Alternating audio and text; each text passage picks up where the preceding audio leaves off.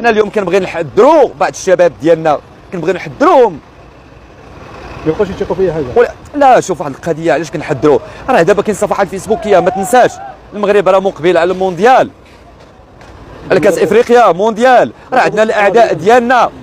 الخطير في الامر هو كاين بعض المواطنين هذيك الدعوه كيشاركوها، راه المساهمه هادشي راه خطير.